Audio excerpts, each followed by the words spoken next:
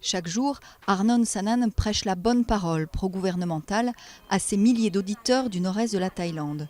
Comme lui, la plupart des habitants de la région de l'Isan sont des chemises rouges, partisans de la première ministre Yingluck Shinawatra. Grâce à eux, le parti au pouvoir a toutes les chances de remporter les législatives du 2 février. Leur héros, Thaksin Shinawatra, frère de la première ministre, l'a précédé dans ses fonctions, mais a été victime d'un coup d'État en 2006.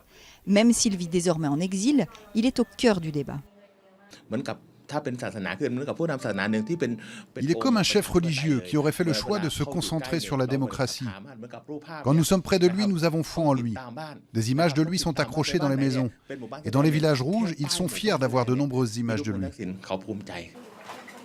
Ces auditeurs sont des villageois de cette région pauvre, autrefois négligée par les hommes politiques.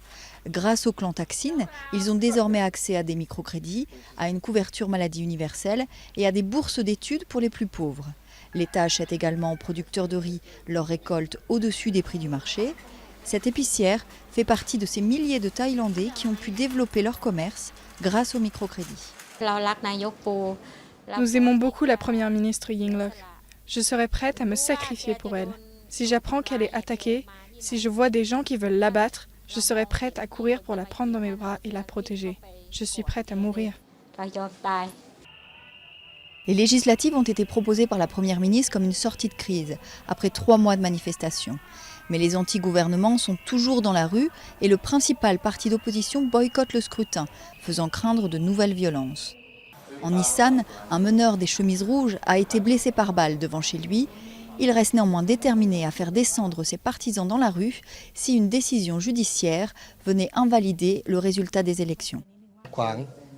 Nous allons sortir dans la rue et tout bloquer, avec le pouvoir du peuple, comme nous l'avons fait en 2010. Nous avions combattu les tanks des soldats. Nous nous battrons et nous ne ferons plus de cadeaux.